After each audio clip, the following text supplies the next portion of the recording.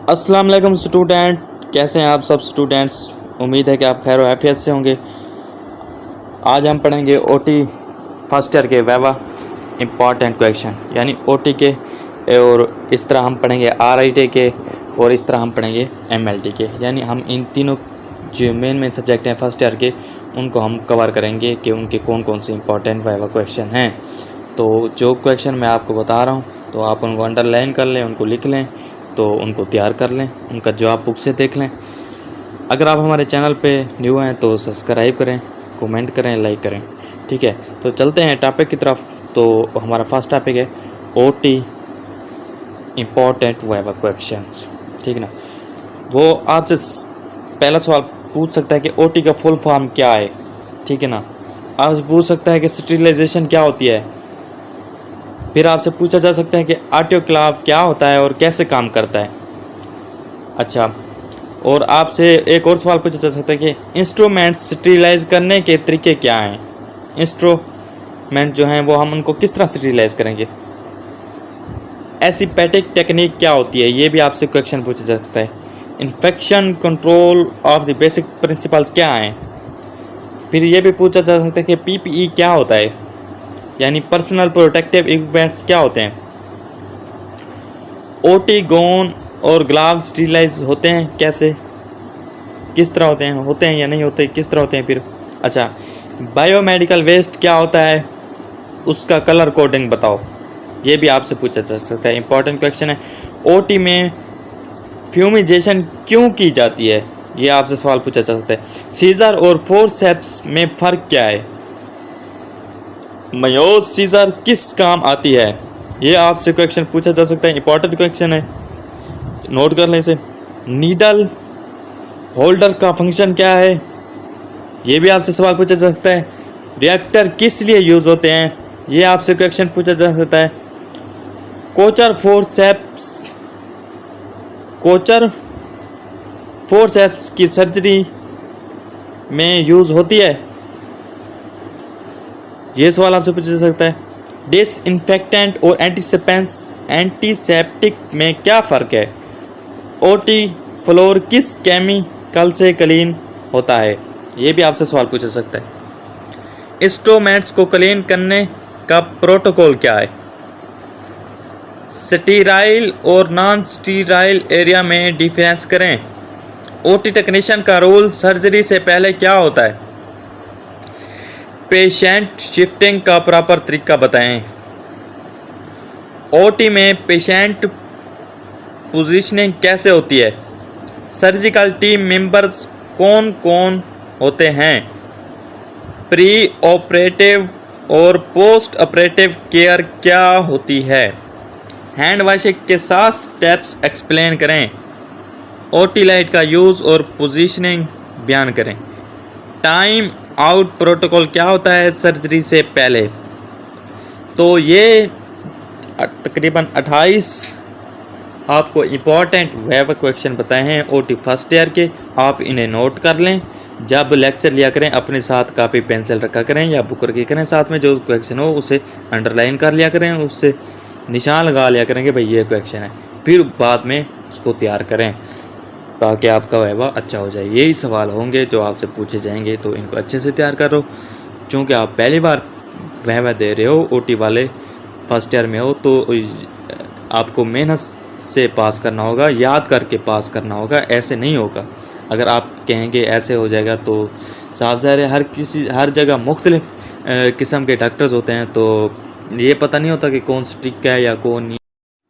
अब आ जाते हैं RIT first year important viva questions के बारे में। अब हम डिस्कस करेंगे आरआईटी के जो फर्स्ट ईयर है उसके अंदर कौन कौन से इम्पॉर्टेंट वाइवा क्वेश्चन हैं जो आपसे पूछे जा सकते हैं।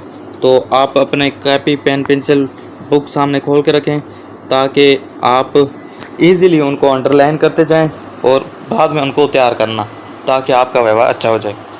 ठीक है ना। तो जो सबसे पहला क्वेश्चन पूछा जा सकता है आरआईटी वाइवा क्वेश्चन में वो है व्हाट इज़ रेडियोग्राफिक इमेज, ये क्या चीज़ होती है। Define primary radiation, primary radiation क्या होती हैं। इसके अलावा आपसे पूछ सकते हैं कि सेकेंडरी रेडिएशन भी क्या होते हैं, ये भी पूछ सकते हैं। व्हाट इज़ केवीपी, केवीपी के बारे में आप क्या जानते हैं, इसके बारे में आप बताएं, ये आपसे पूछा जा सकता है। और इसके अलावा आपसे पूछा जा सकता है कि explain scatter radiation, scatter radiations क्या होती हैं। What are radiographic factors, radiographic के फैक्टर कौन कौन से हैं, ये आपसे पूछा जा सकता है। डिफाइन एफएफडी, एफएफडी की डेफिनेशन करें, ये क्या चीज़ होती है। व्हाट इज़ एक्सप्योर टाइम, एक्सप्योर टाइम क्या होता है। डिफाइन कॉन्ट्रास्ट, कॉन्ट्रास्ट की डेफिनेशन करें। पूछा जा सकता है कि what do you mean by grid. देखें, इनका जवाब आपने ज़रूरी नहीं है कि आपने इंग्लिश में देना है, रट्टा लगाना है, नहीं, वो आपसे कॉन्सेप्ट सुनेगा, तो आपने कॉन्सेप्ट देखना है, चीज़ को पढ़ना है। आप ऐसा जवाब दें आप उर्दू में जवाब दे सकें उनको, ये ना हो कि सिर्फ आपने इंग्लिश में रट्टा लगाया हो और इंग्लिश में रट्टा, बस वो जो रट्टा लगाया हो वही रट्टा सुना दे, तो वो कहेगा इसने रट्टा लगाया। अगर आप उसको थोड़ा समझा के बता देंगे तो वो समझ जाएगा कि इसने तैयारी की है, इसकी तैयारी अच्छी है, ये कुछ जानता है। और पूछा जा सकता है आपसे what is penumbra, what is purpose of collimator, collimator का प्रपोज क्या होता है। What is the line focus principle, line focus principle क्या होती है, इसकी डेफिनेशन आपसे पूछी जाती है। डिफाइन इमेज रिसेप्टर, और इसकी मिसाल दें। What do you mean involuntary motion. Define intensifying screen, what is function. What are the grid lines. Define object to image distance. What are the type of densitometers?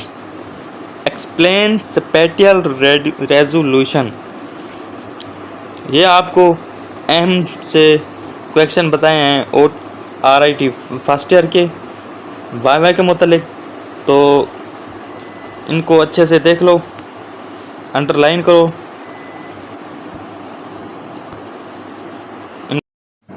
अब हम आ जाते हैं MLT first year important viva question के बारे में discuss करते हैं। तो MLT में कौन कौन सी इम्पॉर्टेंट वाइवा क्वेश्चन है तो मैं आपको बताता हूँ। तो आप अपनी पेंसिल कापी अपनी बुक सामने रखें एंड जो क्वेश्चन वो अंडरलाइन करते जाएँ, फिर उसको बाद में तैयार कर लेना, तो इस तरह आपका वाइवा प्रैक्टिकल अच्छा हो जाएगा। ये मैं आपको इम्पॉर्टेंट्स बता रहा हूँ, बाकी भी आप अपनी बुक में देख लेना, जो करते रहना। तो जो फर्स्ट क्वेश्चन है वो है what is medical laboratory technology, laboratory technology क्या होती है। Define micro organisms, micro organisms क्या होते हैं, इसके बारे में पूछा जा सकता है।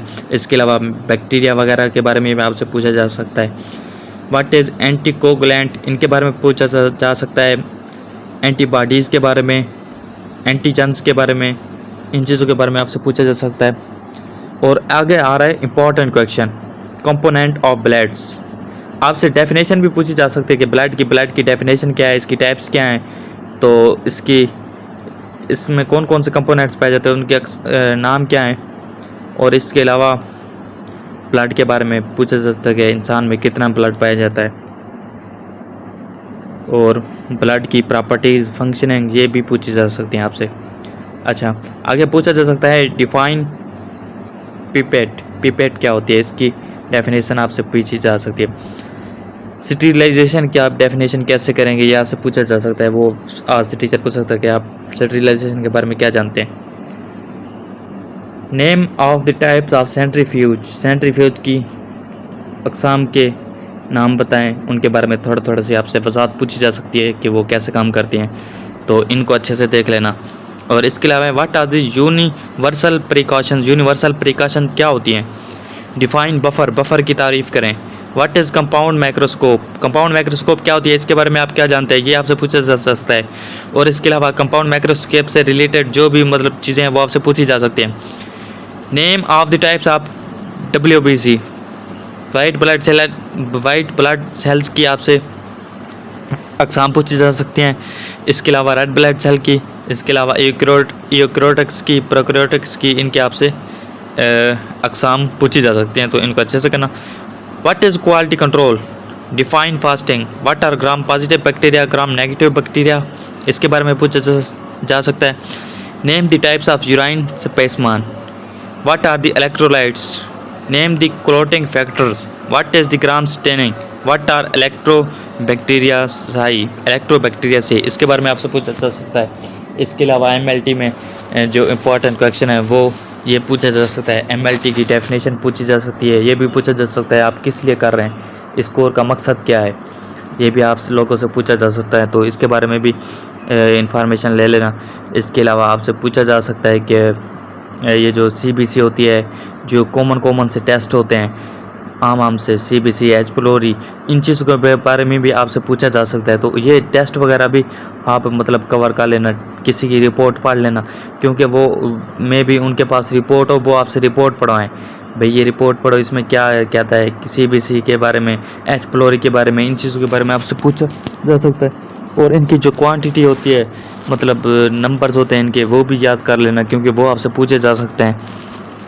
तो ये इस तरह आप तैयारी करके जाना, इंशाल्लाह आपका वाइवा अच्छा हो जाएगा, और उम्मीद है कि आप लोग पास हो जाएंगे। मेरी दुआएं आपके साथ हैं। अल्लाह हाफिज़।